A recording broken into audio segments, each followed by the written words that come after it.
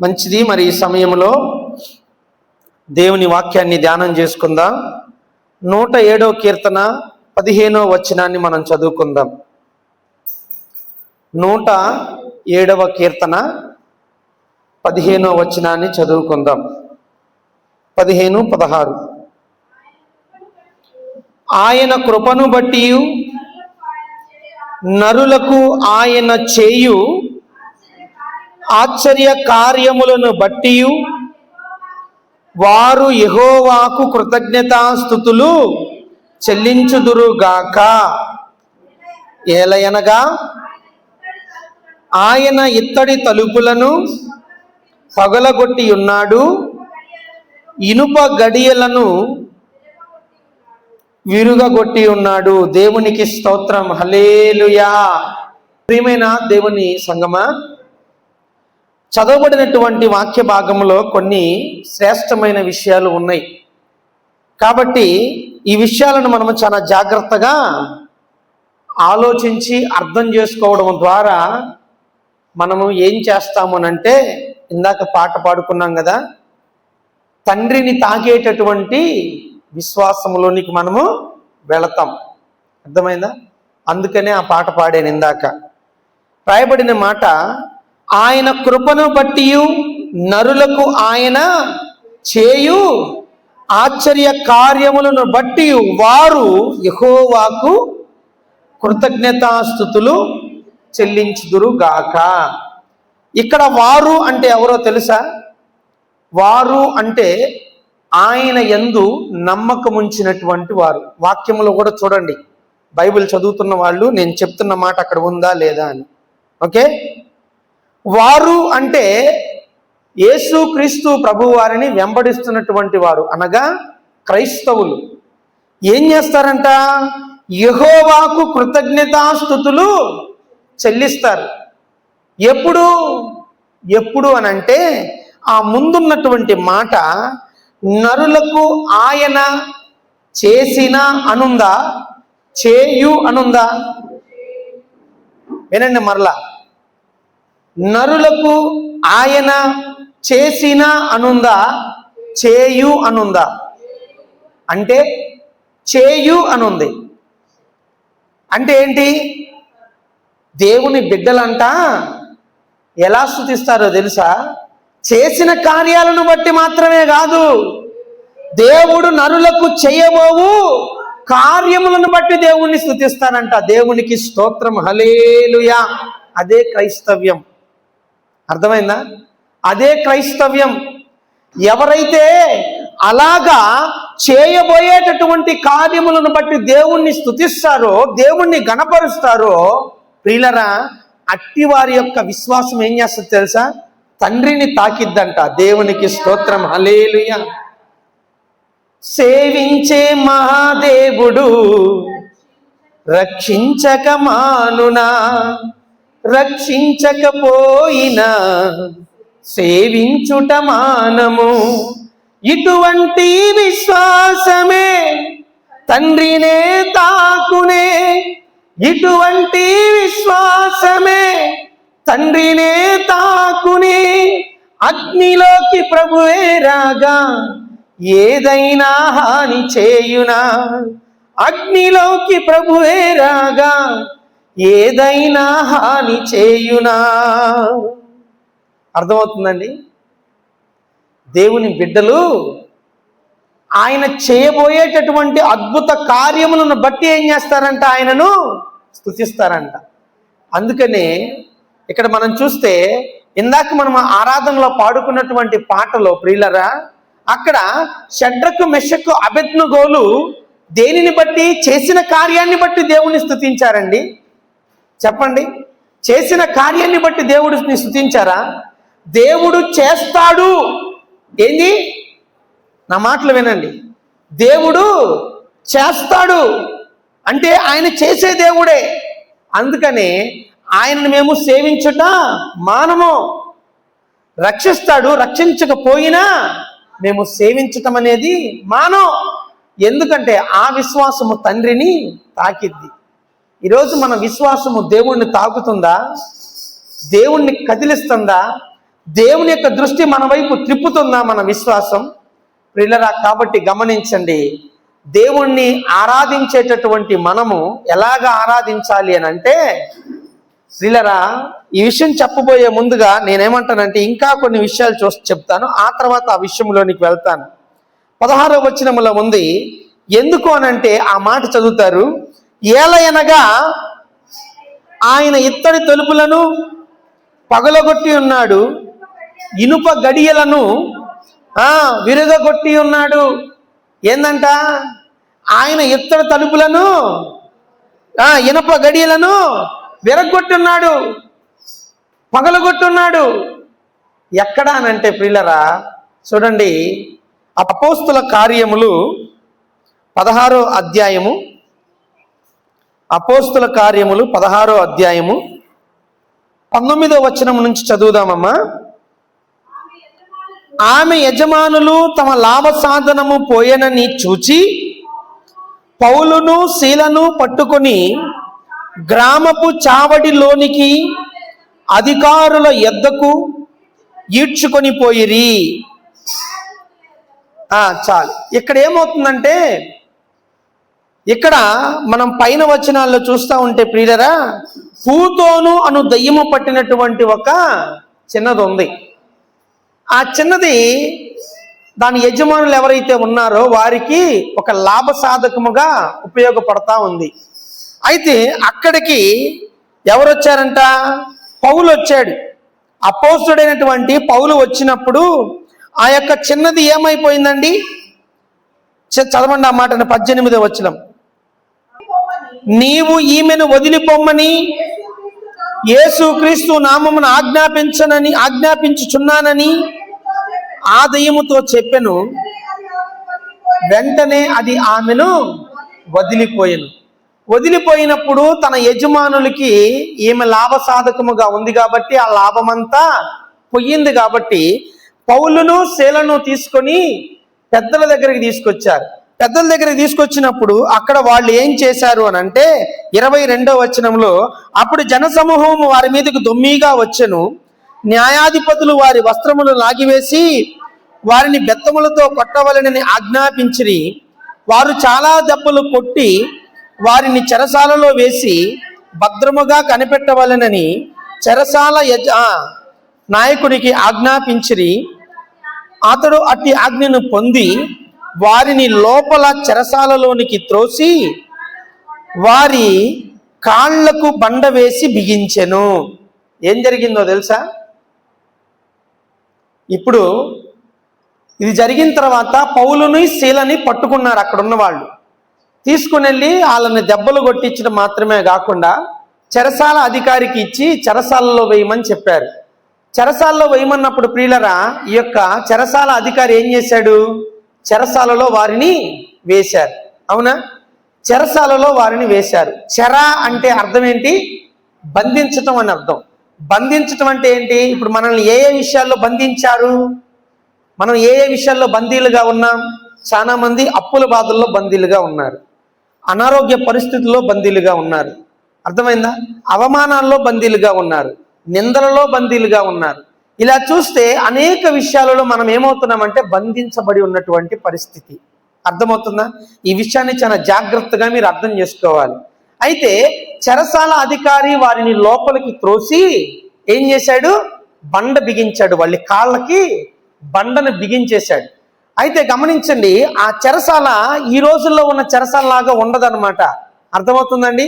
ఆ చెరసాల రాతితో తయారు చేయబడి, అంటే రాతి ఉంటాయి కదా బండలు, ఆ బండల్లో తయారు చేయబడి మనిషి ఇటు కానీ తిరగనటువంటి స్థితిలో ఆ యొక్క చెరసాలలో ఉంటాయి. అంత మాత్రమే కాదు, వాళ్ళ కాళ్ళకి బండల్ని బిగిస్తారనమాట ఎటు కదలకుండా. అంటే అలాంటి బంధకాల్లో చాలా మంది అప్పుల బాధల్లో కూరుకుపోయి ఉంటారు. వీటిని ఎలా తీర్చాలి, సంసార జీవితాన్ని ఎలా, ఈ సంసార సాగరాన్ని ఎలా మేము ఈదాలి అని బాధపడుతూ ఉంటారు చాలా మంది ప్రియులరా. అయితే గమనించండి, దేవుని బిడ్డలకి ఇవి రావటం అనేది మంచిదే. అర్థమవుతుందా? ఎందుకు దేవుని బిడ్డలకి ఇక్కడ ఇలా వస్తాయి అనే విషయాన్ని ఈరోజు మనం తెలుసుకోవాలి. ఇలా వచ్చినప్పుడు మనం ఏమవ్వకూడదు? మనము చిన్నబుచ్చుకోకూడదు, దేవుణ్ణి నిందించకూడదు. ఈ విషయాలు వచ్చింది మన ఎందుకనంటే ప్రియులారా, ఇందాక చెప్పాను కదా, గొల్యాతును పుట్టించినదే, ఫరోను పుట్టించినదే, ప్రభు శక్తిని చాటుటకే. అర్థమైందండి? అంటే విషయం ఏంటంటే, ఇక్కడ మనకు వచ్చే శ్రమ కావచ్చు, బంధకము కావచ్చు, అప్పుల బాధలు కావచ్చు, అనారోగ్యము కావచ్చు, ఇక్కడ బంధించబడింది ఎవరంట? అపోస్తుడైన పౌలు మరియు శీల. వీళ్ళు ఏం చేసేవాళ్ళు? భూమిని తలక్రిందులుగా మార్చేటటువంటి శక్తి సామర్థ్యాలు కలిగినటువంటి యేసు క్రీస్తు ప్రభువారి యొక్క శిష్యులు. అవునా? మరి ఆ శిష్యులకే ఇంత కష్టాలు వచ్చినాయి కదండి. ఇంత కష్టాలు వచ్చినప్పుడు ఎక్కడ బంధించబడ్డారంట? చెరసాల. ఈ రోజుల్లో ఉండే చెరసాల కాదు, ఎటు కదలలేనటువంటి చెరసాల, ఏమీ తోచనటువంటి చెరసాల. అయితే ప్రియులారా గమనించండి, దేవుని బిడ్డలకు కలిగేటటువంటి ప్రతి శ్రమ, ప్రతి నష్టము, ప్రతి కష్టము, ప్రతి అనారోగ్యము అది ఒక చెర, అది ఒక బంధకం. అది ఎందుకు వస్తుంది అనంటే ఈ ముందున్న వచనాలు చదివితే మీకు అర్థమవుతుంది.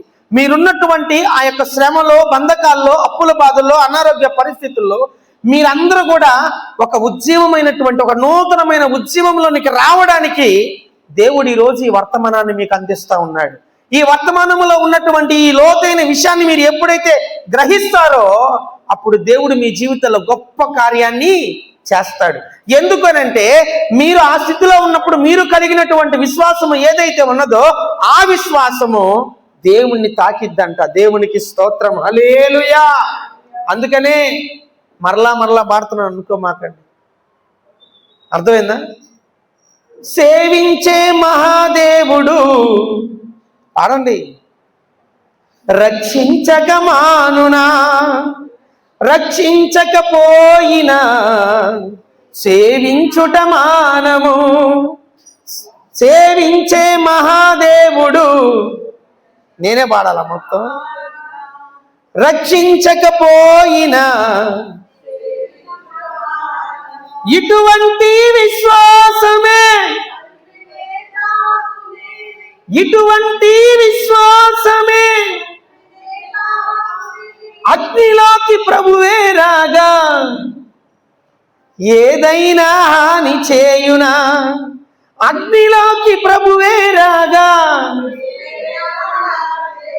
శ్రమలేనా అతిశయం, శ్రమలయందే ఉత్సాహం, విత్తనం విరగకపోతే, కష్టాలే రాకపోతే. హల్లెలూయా. కాబట్టి గమనించిన ప్రియమైన దేవుని బిడ్డలారా, పౌలు దేవుని సేవకుడు. ఈరోజు మీరందరూ దేవుని బిడ్డలు. మీకు శ్రమ వచ్చింది, పౌలుకి శ్రమ వచ్చింది. మీకు వచ్చిన శ్రమ దేనికో ఈరోజు చెప్పడానికే ఈరోజు వాక్యం. దేవునికి స్తోత్రం, హల్లెలూయా. మీకు వచ్చిన అనారోగ్య పరిస్థితి ఎందుకు వచ్చిందో అని చెప్పడానికే, మీరు అర్థం చేసుకోవడానికే ఈరోజు దేవుని వాక్యం. దేవుడే మీతో మాట్లాడుతున్నాడు. ఆమేన్, హల్లెలూయా. ఇక్కడ పౌలును తీసుకుని వెళ్ళి, శీలను తీసుకుని వెళ్ళి చెరసాలలో బంధించి బండ వేసి బిగించినప్పుడు అదండి నిజమైన ఆరాధన. ఏం చేశారో చూడండి తర్వాత వచనం.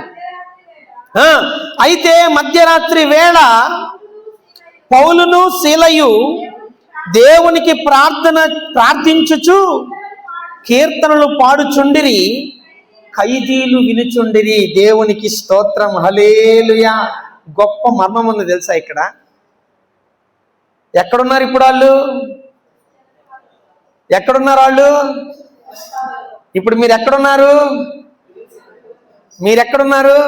మీరున్న బాధలు చెప్పండి, మీరున్న కష్టాలు చెప్పండి. ఇప్పుడు నేను అంటున్నా, దేవుడు విడిపిస్తాడు వాటన్నిటి నుంచి. ఆమేన్. పౌలు ఎక్కడున్నాడు? శీల ఎక్కడున్నారు? ఎక్కడున్నారు చెప్పండి గట్టిగా. ఇది ప్రవచన వాక్యం, అర్థమైందా? ఇప్పుడు మీరెక్కడున్నారు? అన్న సీనన్న ఎక్కడున్నారు మీరు? చెప్పండి, సిగ్గుపడొద్దు. ఎక్కడున్నారు మీరు? దేవుడు సన్నిధిలో ఉన్నారు కాదంటలా. బాధలనే చెరసాలలో మీరున్నారు. అర్థమైందా?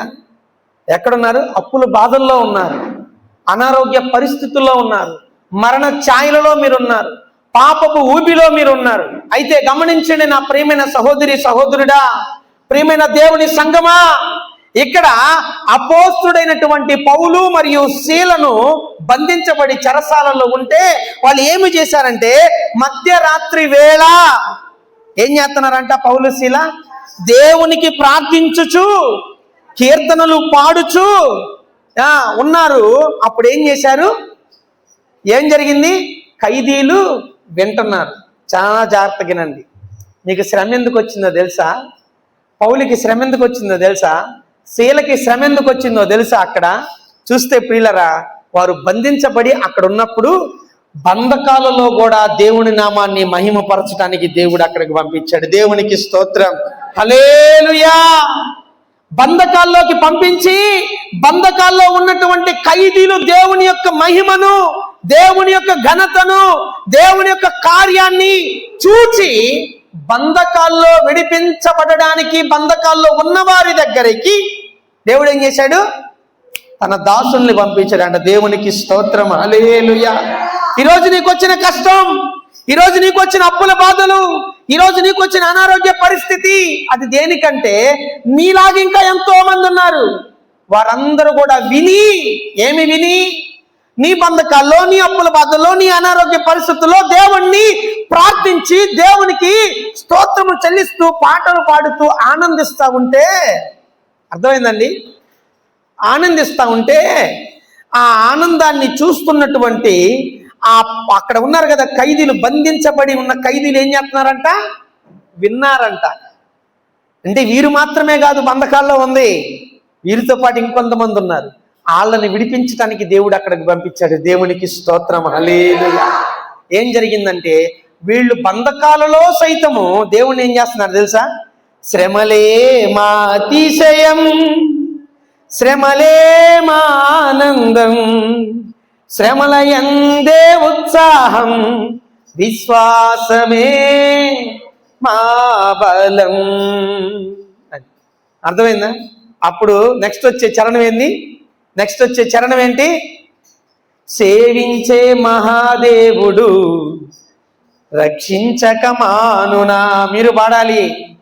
రక్షించకపోయినా సేవించుట మానము. మరలా సేవించే మా దేవుడు రక్షించక మానునా, రక్షించకపోయినా సేవించుట మానము. ఇటువంటి విశ్వాసమే తండ్రినే తాకునే, ఇటువంటి విశ్వాసమే తండ్రినే తాకునే. చెరలోకి దేవుడు రాగా ఏదైనా హాని చేయునా, చెరలోకి దేవుడు రాగా ఏదైనా హాని చేయునా. శ్రమలే నా అతిశయం, శ్రమలోనే ఆనందం, శ్రమల యందే ఉత్సాహం, విశ్వాసమే నా బలం, విశ్వాసమే నా బలం. హల్లెలూయా. ప్రియులారా గమనించండి, చెరలో ఉన్నటువంటి వారిని అనేకుల్ని విడిపించడానికి తన దాసుని దేవుడు ఏం చేశాడు? చెరలోనికి పంపించాడండి. పంపిస్తే వీళ్ళు ఏం చేశారు తెలుసా? అక్కడ కూడా దేవునికి ప్రార్థన చేసి స్తుతించి ఆయనను ఆరాధించారు. అప్పుడు ఏం జరిగిందో తెలుసా? వీళ్ళు వింటున్నారు కదా, విన్న వారికి ఏం జరిగిందంట? అందుకనే వినుట వలన విశ్వాసము కలుగును, వినుట క్రీస్తుని గూర్చిన మాట వలన కలుగును. వీళ్ళు విన్నారు కదా, విశ్వసించారు. అర్థమైందా? ఏం జరిగింది అప్పుడు? ఏం జరిగిందండి చెప్పండి. ఆ తర్వాత వచనం, అప్పుడు అకస్మాత్తుగా మహాభూకంపము కలిగెను, చెరసాల పునాదులు అదరెను, వెంటనే తలుపులన్నీ తెరుచుకొనెను, అందరి బంధకములు ఊడెను. దేవునికి స్తోత్రం, హల్లెలూయా. ఈరోజు నీకున్న బంధకాలే కాదు, నీకున్న అప్పుల బాధలే కాదు, నీకున్న అనారోగ్య పరిస్థితే కాదు, నువ్వు చెరలో బంధించబడి నీ అప్పుల బాధల్లో కూరుకుపోయి అనారోగ్య పరిస్థితుల్లో మరణ ఛాయలలో ఉన్నప్పటికీ కూడా నువ్వు దేవుణ్ణి ప్రార్థించగలిగితే, దేవుణ్ణి నువ్వు స్తుతించి ఆరాధించగలిగితే, నా ప్రియమైన సంగమా, ప్రియమైన దేవుని బిడ్డ, ఇదిగో నీలాగా ఇంకా ఎంతో మంది ఉన్నారే, వారందరూ కూడా స్వస్థత పొందుకుంటారంట. దేవునికి స్తోత్రం, హల్లెలూయా. వారందరూ అప్పుల బాధల నుంచి విడుదల పొందుకుంటారంట. వారందరూ అనారోగ్య పరిస్థితుల నుంచి స్వస్థత పొందుతారు. మరణ ఛాయల నుంచి వారందరూ వెలుగులోనికి నడిపించబడతాడు. అందుకనే దేవుడు ఈ రోజు నీకేం చేశాడో తెలుసా? ఏం చేశాడో తెలుసా? నువ్వు నమ్మకమైన వాడివే, నువ్వు నీతిమంతుడివే, నువ్వు ఎవరికి హాని చెయ్యలేదు. కానీ నీకే ఎందుకు వచ్చిందో తెలుసా అన్నా? నీకే ఎందుకు వచ్చిందో తెలుసా? దేవుని నామము మహిమపరచాలని. ఇంకా చాలా మంది ఉన్నారన్న.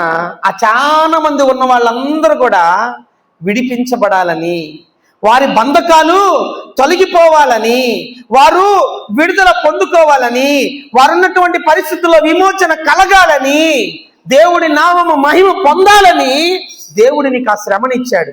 దేవుడు నీకు అనారోగ్యాన్ని ఇచ్చాడు. దేవుడు నీకు ఆ యొక్క నిందనిచ్చాడు. దేవుడు నీకు ఆ యొక్క అవమానాన్ని దేవుడిచ్చాడు. అర్థమైందా? దేవుని బిడ్డలకి ఏది ఊరకనే రాదు. అర్థమైందా? దేవుడి ఆజ్ఞ ఇస్తేనే వచ్చింది. దేవునికి స్తోత్రం, హల్లెలూయా. యోబు అన్నాడు, యోబు జీవితంలో అంత ప్రశాంతంగా జరుగుతా ఉంది. ఏమి యోబు చేయట్లేదా భక్తి? చూడండి, యోబు గ్రంథం 1వ అధ్యాయం చేయండి. యోబు గ్రంథం 1వ అధ్యాయం చదవండి. యోబు ఎంత భక్తిపరుడు! యోబు పాపమును దేశించిన వాడు, చెడును విసర్జించిన వాడు. చదవండి ఆ మాటల్ని. యోబు అని ఒక మనుషుడు ఉండెను, అతడు యథార్థవర్తనుడు, న్యాయవంతుడునై దేవుని యందు భయభక్తులు కలిగి చెడుతనము విసర్జించి. చూడండి చూడండి, ఏందంట? యథార్థవంతుడు, న్యాయవంతుడు, చెడుతనమును విసర్జించిన వాడంటండి. భక్తిపరుడు ఆయన. ఏమొచ్చింది ఆయన మీదకి? ఏమొచ్చింది? ఒక్క పూట, ఒక్క రోజు కూడా కాదు, ఒక్క పూటలోనే అంతా పిల్లలు చచ్చిపోయారు, ఆస్తిపాస్తులు పోయినాయి, అన్నీ పోయినాయి, ధన సంపదలు అన్నీ పోయినాయి, అన్నీ పోయినాయి ప్రియులరా. అన్నీ పోయినా కానీ ఏమన్నాడు తెలుసా? ఏమన్నాడు తెలుసా? యెహోవా ఇచ్చెను, యెహోవా తీసుకొనెను. ఎంతమంది కూడా ఆయన ఇచ్చేసిన దేవుడి నామానికి ఎప్పుడు ఆయన ఇచ్చేయలే. అందుకనే 42వ అధ్యాయంలో ఉంటది, యోబుకి 2 ఆశీర్వాదము దేవుడిచ్చాడంట. దేవునికి స్తోత్రం, హల్లెలూయా.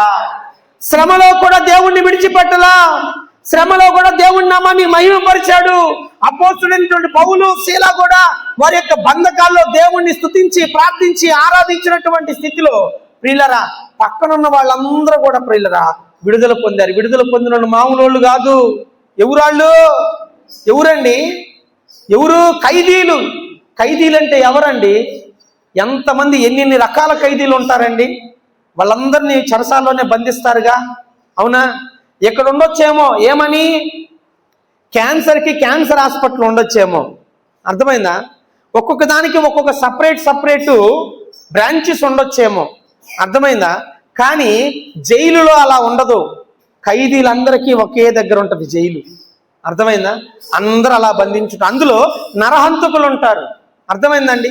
అందులో దొంగలు ఉంటారు, అందులో వ్యభిచారులు ఉంటారు, అనేకమైనటువంటి మరి పాపపు క్రియలు జరిగించినటువంటి వారు అక్కడ ఉంటారు, దేశ ద్రోహులు కూడా ఉంటారు.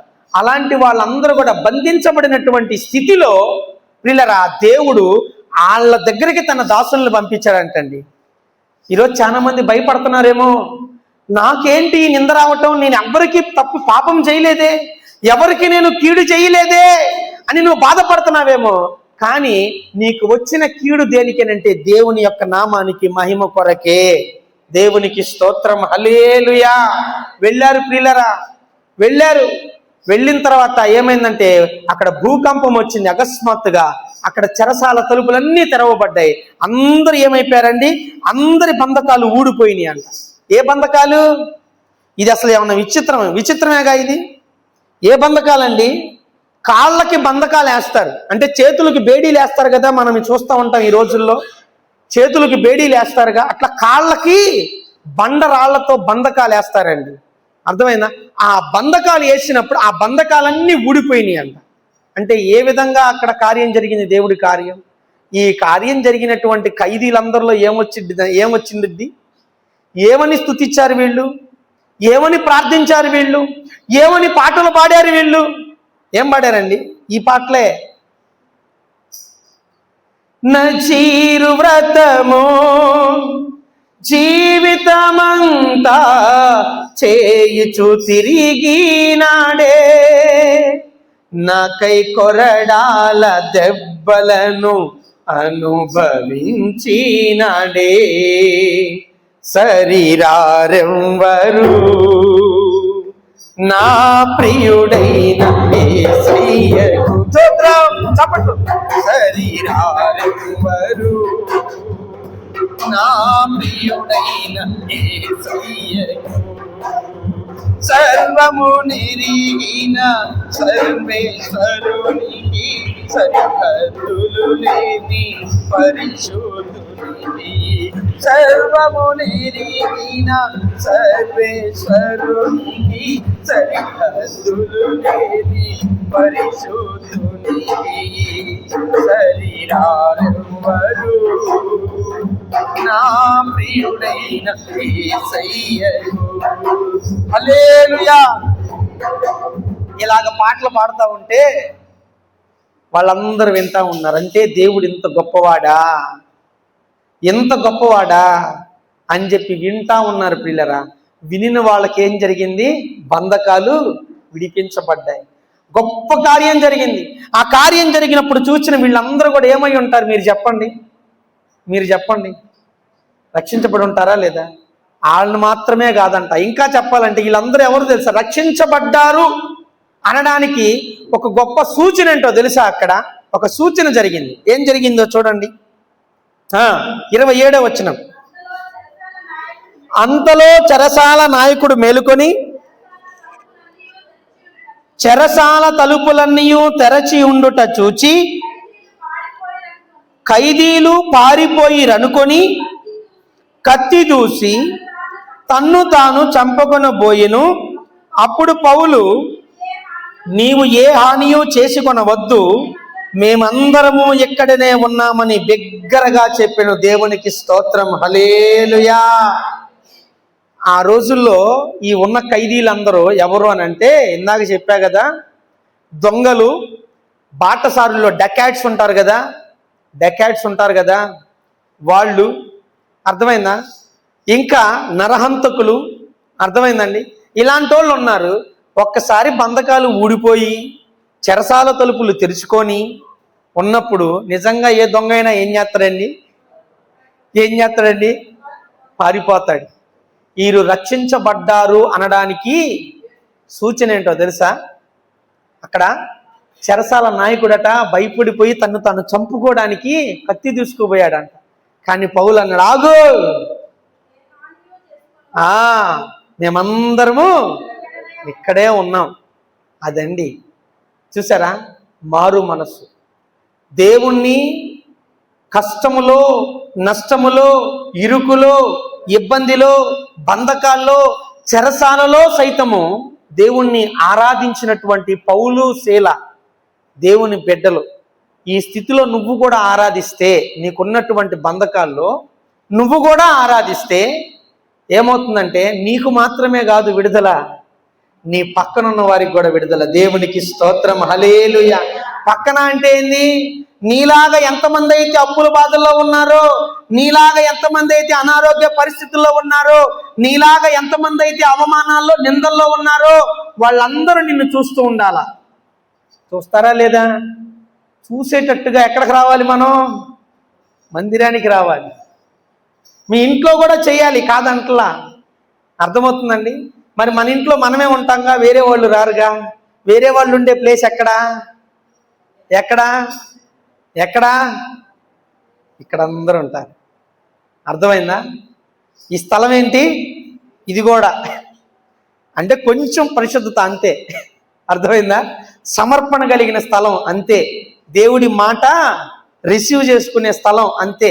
కాకపోతే ప్రస్తుతానికి ఇక్కడ బాగానే ఉంది. కానీ విషయం ఏంటంటే ప్రియులరా, దేవుని యొక్క మందిరములు అంటే ఆవరణములో కూడా పాపులు ఉంటారు, ఇంకా ఇప్పుడు నువ్వు ఇంట్లో చేసుకుంటే వాళ్ళకి తెలియదు. నువ్వు బాధలో ఉన్నప్పుడు, నువ్వు అనారోగ్యంలో ఉన్నప్పుడు, నువ్వు అప్పుల బాధలో ఉన్నప్పుడు నువ్వు ఇంట్లో కాదు చేయాలి. ఎక్కడికి రావాలి? మందిరానికి రావాలి. మందిరములో దేవుణ్ణి ఆరాధించాలి. మందిరములో దేవునికి ప్రార్థన చేయాలి. మందిరములో పాటలు పాడాలి. మందిరములో స్తోత్రాలు చెల్లించాలి. అర్థమైందా? ఎందుకంటే నలుగురు ఇక్కడ ఉన్నారు. ఆ నలుగురిలో ఎంతమందికి ఏ ఇబ్బందులు ఉన్నాయో, నీలాగే అప్పుల్లో ఉన్నారేమో, అనారోగ్య పరిస్థితుల్లో ఉన్నారేమో. చాలా మంది తుమ్మినా దగ్గినా కానీ చర్చికి రారు. అర్థమైందా? తుమ్మొచ్చినా దగ్గొచ్చినా జలుబు చేసింది దగ్గు వస్తుందని మందిరానికి రారు. ఇంకెక్కడండి దేవుణ్ణి తాకేది? ఇంకెక్కడ? మమ్మల్ని రక్షించినా రక్షించకపోయినా నీ ప్రతిమకు మేము మొక్కమండి. మేము ఎవరిని మొక్కుతాం? మా యేసయ్యనే మొక్కుతాం. ఇంట్లో ఉంటే ఏం జరగదు. ఇంట్లో చేయాల్సిన ప్రార్థనలు కొన్ని ఉంటాయి. అది కుటుంబ ప్రార్థన. అర్థమైందా? అది కుటుంబ ప్రార్థన. అక్కడ నువ్వు చేసే ప్రార్థన దేవుడు వింటాడు, కాదంటలా. ఇక్కడ ఈ మందిరాన్ని దేవుడు ఎందుకు తెచ్చాడు అని అంటే, ప్రియులరా, మనం చూస్తే ఆ యొక్క నిబంధన విషయాల్లో ఆది కాండము, మనం చూస్తే పాత నిబంధన గ్రంథంలో చూస్తే నిర్గమాకాండములో అక్కడ దేవుడు తన ప్రజలతో మాట్లాడడానికి ఒక మందసాన్ని తయారు చేయమంటాడు. ఆ మందసము పైన దాన్ని ఏ విధంగా దాన్ని అమర్చాలో చెప్తాడు మోషేతో. ఆ తర్వాత దాని మీద 2 దేవదూతలు, కెరూబులు శరాబులు దేవదూతలను పెట్టమంటాడు. వాటి మీదకి, వాటి మధ్యలోనికి దేవుడు వచ్చి ఎవరితో మాట్లాడతాడు? ఆ మందసం ఎక్కడ పెట్టాలి? ఆ మందసం అంటే దేవుడు వచ్చి మాట్లాడే మందసం ఏదైతే ఉన్నదో ఆ మందసం పెట్టడానికి ఒక గుడారము కావాలి, అనగా మందిరం కావాలి. అర్థమైందా? ఇప్పుడు ఇక్కడ ఈ మందిరం అన్నమాట. ఈ మందిరంలో మందసము లేదు, ఎందుకంటే ఆ రోజుల్లోనే మందసము ఎత్తబడింది. మందసము ఎత్తబడింది ప్రియులరా. అయితే ఇక్కడ ఏంటంటే నిత్యము దేవుని గురించిన ప్రార్థనలు. పాస్టర్ గారు రావట్లేదు, పాస్టమ్మ గారు రావట్లేదు, మరి మీరు ఎంతమంది చేస్తున్నారు తెలుసా? సన్నిధి పరులు అని చాలా మంది ఉంటారు. మనం సన్నిధిని పెట్టాం కానీ సన్నిధి పరులు ఇక్కడ ఎంతమంది ఉన్నారు మరి నాకు తెలియదు, దేవుడికే తెలుసు ఎంతమంది సన్నిధికి వచ్చి ప్రార్థన చేస్తున్నారు, నిత్యము ధూపం వేస్తున్నారు. అర్థమైందా? దేవుడు ఏర్పాటు చేసుకున్న స్థలం ఇది. దేవుడు ఉంటాడు ఇక్కడ. కాబట్టి ప్రియులారా, దేవుడు ఇక్కడే మాట్లాడతాడు మనతో. నిన్న కూడికి పెట్టుకుంటే కూడికి పెట్టుకున్నప్పుడు మాట్లాడతాడు దేవుడు. ఇప్పుడు ఇక్కడ మాట్లాడతాడు. నువ్వు ఎక్కడ కూడికి పెట్టు, రోడ్డు మీద కూడికి పెట్టు, దేవుడు మాట్లాడతాడు. దేవుడు నిలబడి సువార్త చెప్పు, మనం రోడ్ల మీద తిరిగి సువార్తలు చెప్తున్నాం, దేవుడు మాట్లాడతాడు. అవునా? అట్లాగే మందిరానికి రావాలి. నువ్వు ఏ కష్టంలో ఉన్నా మందిరాన్ని విడిచిపెట్టకూడదు. అర్థమైందా? మందిరంలో జరిగేటటువంటి వారాంతర కూడికలు ఏవైతే ఉంటాయో, ఆదివారం ఆరాధన ఏదైతే ఉంటుందో, అట్లీస్ట్ 2 ఆరాధనలు ఇక్కడ జరుగుతున్నాయి అంటే ఏదో ఒక ఆరాధనలో నువ్వు ఇక్కడ పాలిపంపులు పొందాల్సిందే. అర్థమైందా? ఆ రీతిగా మందిరానికి రావాలి. ఆ స్థితిలో నువ్వు దేవుణ్ణి ఆరాధించాలి. అలా ఆరాధించారు. ఇక్కడ వీళ్ళు ఏం జరిగింది అని అంటే, అక్కడ బంధకాలు విడిపించబడ్డాయి. అకస్మాత్తుగా భూకంపం వచ్చింది, చెరసాల తలుపులు విడిపోయినాయి. తరువాత తలుపులన్నీ తెరుచుకుని అందరి బంధకాలు ఊడిపోయినాయి అంట. అంతలో చెరసాల అధికారి వచ్చి చంపుకోదాం అనుకున్నాడంట, కానీ చచ్చిపోలా. ఎందుకంటే అక్కడ ఉన్న వాళ్ళందరూ రక్షణ పొందేశారండి, మారు మనసు పొందేశారు, పశ్చాత్తాపం పొందారు. అందుకని వెళ్ళలా. తర్వాత అది చూసినటువంటి చెరసాల అధికారి ఏం చెప్పాడు తెలుసా? చదవమ్మా మాటని. అతడు దీపము తెమ్మని చెప్పి లోపలికి వచ్చి వణుకుచు పౌలుకును శీలకును సాగిలపడి వారిని వెలుపలికి తీసుకొని వచ్చి, అయ్యలారా, రక్షణ పొందుటకు నేనేమి చేయవలెను? చూడండి, ఎవరండి రక్షణ పొందటానికి అడిగిందేనా? ఎవరు అడిగారు? చెరసాల అధికారి. ఏ అధికారి అయితే వీళ్ళని చెరసాలలో వేసి బండ చేత ఆ బంధకాలు బిగించాడో, ఆ బిగించినటువంటి చెరసాల అధికారి ఏమయ్యాడు? ఎలా రక్షణ పొందాలయ్యా అని అడిగాడంట. ఈరోజు నీకు రావచ్చు, ఎవరో ఒకరి ద్వారా నీకు ఇబ్బంది రావచ్చు, నింద రావచ్చు, అవమానం రావచ్చు. అయితే నువ్వు ఉన్న స్థితిలో, నీ బంధకాల్లోనే, నువ్వు చెరలోనే నువ్వేం చేయాలి? దేవుణ్ణి ఆరాధించటం వలన, దేవునికి ప్రార్థన చేయటం వలన, దేవుణ్ణి స్తుతించటం వలన ఆ స్థితి నీ స్థితిని మారుస్తుంది. అర్థమైందా? అందుకే అంటారు స్తుతి నీ స్థితిని మారుస్తుంది అంటే ఈ స్థితి అండి. అర్థమైందా? ఈ స్థితి. నువ్వు బంధకాల్లో ఉన్నా కానీ దేవుణ్ణి ఆరాధించాలి. ఆ స్థితి. మందిరంకి రావాలి. ఇంట్లోనే ఉంటాను, నాకు జ్వరం వచ్చింది, నాకు ఇది వచ్చింది, నాకు అది వచ్చింది అని అంటే విడిపించబడవు, ఇంకొకడు కూడా విడిపించబడ్డు. నీకు ఏదొచ్చినా నువ్వు మందిరానికి రావాల్సిందే. నేను అంటాను, పాస్టర్ గారు దాదాపుగా ఇది 10వ నెల కదా, మీరు చూసారా మమ్మల్ని? ఏ రోజన్నా మేము ఆదివారం ఆగామా? ఏదైనా కుడికి ఆగామా? మీలో కొంతమంది ఆగి ఉండొచ్చామా? మేము ఆగామా? మాకు రానటువంటి జ్వరాలు, మాకు రానటువంటి దగ్గులు జలుబులు, మాకు రానటువంటి ప్రాబ్లమ్స్ మీకెందుకు వస్తున్నాయి? నాకు ఇదే డౌట్ వచ్చింది నిన్న. మాకు రావట్లేదే పాస్టర్ అమ్మ గారితో అంటున్నాను నేను. అరే మనకు రావట్లేదు, వీళ్ళకి యాడ్ నుంచి వస్తున్నాయి అని అంటున్నాను నేను. మేము టయానికి తింటల్లా. అవునా? నాకు కొత్తగా ఏమొచ్చింది? థైరాయిడ్ వచ్చింది, షుగర్ వచ్చింది. నా గొంతు మీకు అర్థం అవుతుంది. ఎంత బాధపడతాను. పొద్దున్న లెగితే పాస్టర్ గారికి నా గొంతు పొంగురు పోయి మంట పుట్టి నొప్పి పుడతా ఉంటుంది. అయినా కానీ ఆగుతున్నామా? వేడి నీళ్ళు తాగో ఏది చేసే వస్తున్నాగా. మరి మాకు రాని మీకు ఎట్లా వస్తున్నాయి? మేము టయానికి తింటలా, టయానికి పడుకోవట్లా, చలిలో వెళ్తున్నాం, చలిలో వస్తున్నామే. ఎందుకు అని అంటే ప్రియులరా అర్థం చేసుకోండి. దేవుడి సన్నిధికి రండి. అర్థమైందా? దేవుని సన్నిధిని అలక్ష్య పెట్టమాకండి.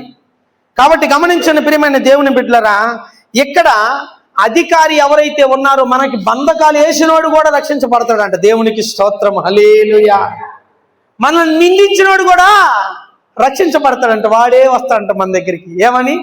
అయ్యలారా, అమ్మలారా, నేను రక్షణ పొందాలంటే ఏం చేయాలి అని అడుగుతారంట. ఆ స్థితిలోకి వెళ్తుందా మన విశ్వాసం? మార్చాలి ప్రియులరా. అర్థమవుతుందా?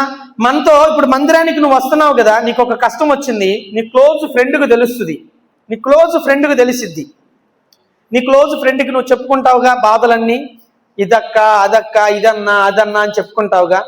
అలా చెప్పుకున్నప్పుడు వాళ్ళు ఏమవుతారంటే నీ విశ్వాసాన్ని బట్టి నేను గమనించా, ఇక్కడ మందిరానికి వచ్చే వాళ్ళను కూడా వెనక్కి పంపించే విశ్వాసం ఉందండి మనలో. నిజం. మందిరానికి వచ్చే వాళ్ళు ఉంటారు కదా, ఏదో అప్పుడప్పుడు వచ్చిపోదామని. నీలో కలిగిన శ్రమను బట్టి నువ్వు చూపించేటటువంటి ఆ విశ్వాసము, ఆ నీరసాన్ని బట్టి నీకున్న ఆ శ్రమలో నిన్ను చూసి ఓరే ఎట్ట జరిగింది ఏంద్రా అని చెప్పి నాకు కూడా వచ్చి దేవుని పారిపోయే వాళ్ళు ఉన్నారు. కానీ నిన్ను బట్టి వాళ్ళు ఎప్పుడు స్థిరపరచబడతారంటే నీకు వచ్చిన శ్రమలో నువ్వు ధైర్యంగా ఉండాలి. అర్థమైందా? నీకు వచ్చిన శ్రమలో దేవునికి నమ్మకంగా ప్రార్థన చేయాలి, దేవుణ్ణి స్తుతించాలి. అప్పుడు వాళ్ళు అనుకుంటారు, ఏంది ఇంత కష్టం వచ్చినా కానీ ఏమి లేనిదా ఎంత సంతోషంగా ఉంది ఏంటి అంటే, దేవుడిలో ఉంటే ఈ సంతోషం ఉంటుంది. ఈ సంతోషం ఉంటూ ఉంటూ ఒక్కసారిగా ఏం జరిగిద్ది? అకస్మాత్తుగా ఏం కలిగింది ఇక్కడ? బంధకాల్లో విడుదల వచ్చేసింది, భూకంపం వచ్చేసింది, బంధకాలు విడిపించబడ్డాయి. అది చూసినప్పుడు నిన్ను చూసే నీ స్నేహితురాలు ఏమైద్ది అడుగుతున్నా? ఏమైద్దమ్మా కీర్తన? రాధకి ఏమైద్ది? పడిద్దిగా. పక్కింటి వాళ్ళు ఏమవుతారు? రక్షించబడతారుగా. కానీ వాళ్ళను కూడా వెనక పంపిస్తాం మనం. ఆదివారం రాము మందిరానికి, ఆదివారం రాము. మొన్న ఒకరోజు అమ్మాయి రాలా. ఏ రోజు అమ్మ అది? తర్వాత చెప్తున్నా అంటే ఆ రోజు రాలా. ఆ రోజు భోజనం చేయమంటే నేను భోజనం చేయలేదని చెప్పి నేను రాలేదని భోజనం చేయకుండా వెళ్ళిపోయారని అనుకున్నా. లేదు, అదొక కారణమేం కాదు. ఆ రోజు మీ ఇంట్లో అందరు ఉన్నారని తెలియదు. విషయం ఏంటంటే రావాలి మందిరానికి, అలా ఆరాధించాలి. అమ్మ ఇయ్యే మరి ఎవరి గురించి చెప్పమంటావు? నేను ఎవరి గురించి చెప్పమంటావు?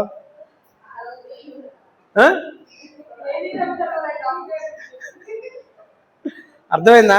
ఏలీనమ్మ గారి విశ్వాసం చూడండి. నేను ఒప్పుకుంటానమ్మా, ఏలీనమ్మ గారి విశ్వాసం చూడండి. కుంటుకుంటా వస్తుంది. ఇదే కుంటుదలు ఇంకెవరికన్నా వస్తే అసలు లెగుతారా? 6 నెలల దాకా లెగుతారా? నేను అంటున్నా, మీకు వచ్చిన ఏ బాధ అయినా కానీ మందిరానికి వచ్చి మీరు చేస్తుంటే అది ఎందుకు వచ్చింది అని అంటే, ఇతరులకి మీరు బంధకాలు విడిపించడానికే దేవుడు మీకు ఇచ్చాడు. దాని ద్వారా దేవుడి నామం మహింపరచబడ్డానికే దేవుడు తీసుకొచ్చాడు. ఇక్కడ బంధకాలు వేసినోడే రక్షించబడ్డాడంటండి. చూసారా? అంత గొప్పగా దేవుడు ఇక్కడ గొప్ప కార్యం చేశాడు. తర్వాత ఏం జరిగిందంటే ప్రియులారా చూడండి తర్వాత మాట. ప్రభువైన యేసునందు విశ్వాసముంచుము, అప్పుడు నీవును నీ ఇంటి వారును రక్షణ పొందుతారని చెప్తే చివరి వచనం చదవమ్మా.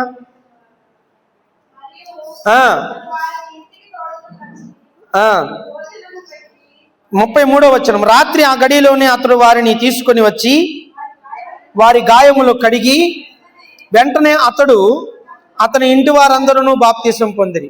ఏం చేశాడు? ఎవడైతే మనల్ని బంధకాల్లో వేశాడో, ఎవరైతే మన మీద నిందలేశారో, ఎవరైతే మనల్ని ఇబ్బందులు పెట్టారో, ఎవరైతే మనకు నష్టాన్ని కలుగు చేశారో వాడే వచ్చి ఏం చేస్తున్నాడండి? కడిగాడంట. గాయాలు కడిగి ఫస్ట్ వాడు సాగిలు పడ్డాడంట. అసలు ఆ ముందు వచ్చిన వాళ్ళు చూస్తే సాగిలు పడ్డాడంట. అర్థమైందా? అంటే అంత గొప్పగా దేవుడు మనల్ని హెచ్చిస్తాడండి. గాయాలు కడిగి తర్వాత వారితోటి బాప్తిసం తీసుకున్నారంట అతని ఇంటి వారందరూ కూడా. అర్థమవుతుందా? ఈరోజు ఆ విశ్వాసం మనలో ఉండాలి. ఇప్పుడు అర్థమైందా ఆరాధనలో ఆ పాట ఎందుకు పాడాను? ఇప్పుడు అర్థమైందా?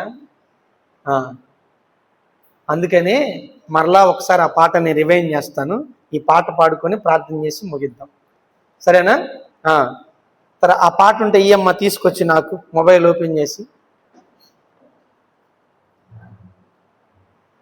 శ్రమలే నా అతిశయం, శ్రమలే నా ఆనందం, శ్రమల యందే ఉత్సాహం, విశ్వాసమే నా బలం. విత్తనం విరగకపోతే ఫలించునా, కష్టాలే లేకపోతే కిరీటమే వచ్చునా. విత్తనం విరగకపోతే ఫలించునా, కష్టాలే లేకపోతే కిరీటమే వచ్చునా. శ్రమలే నా అతిశయం, శ్రమలోనే ఆనందం, శ్రమల యందే ఉత్సాహం, విశ్వాసమే నా బలం. ఇశ్రాయేలు ప్రజలను ఐగుప్తు అధికారులు శ్రమ పెట్టే కొలది వారు విస్తరించి ప్రబలిరి. మీరు కూడా పాడాలి, నేను ఒక్కడనే పాడితే కాదు, నీకు తెలియాలిగా.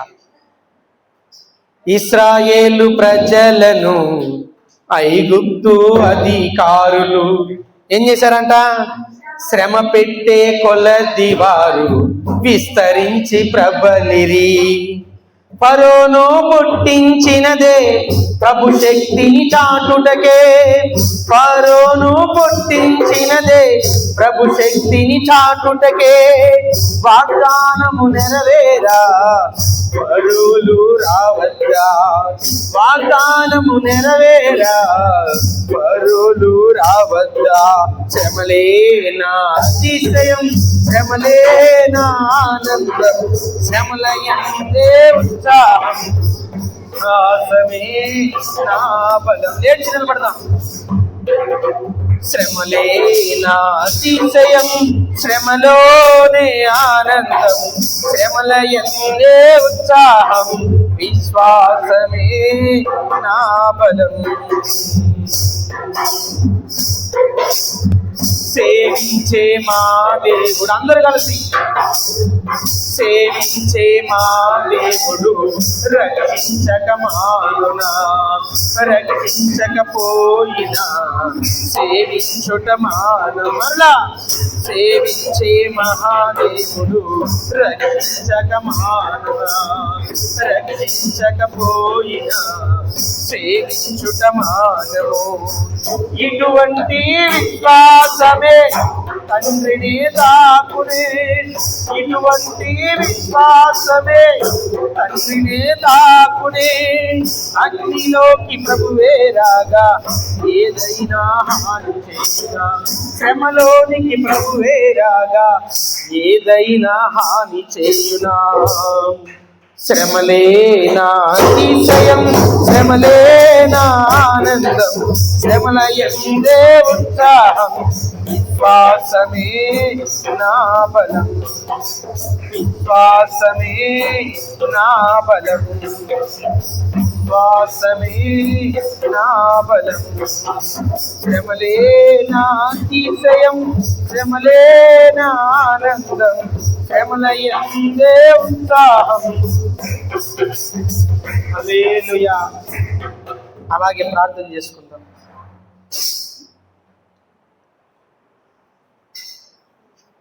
ఒకసారి పౌలుని శీలను గుర్తు చేసుకుందాం. వాక్యం విన్నాం కదా. దేవుడు ఈరోజు తప్పని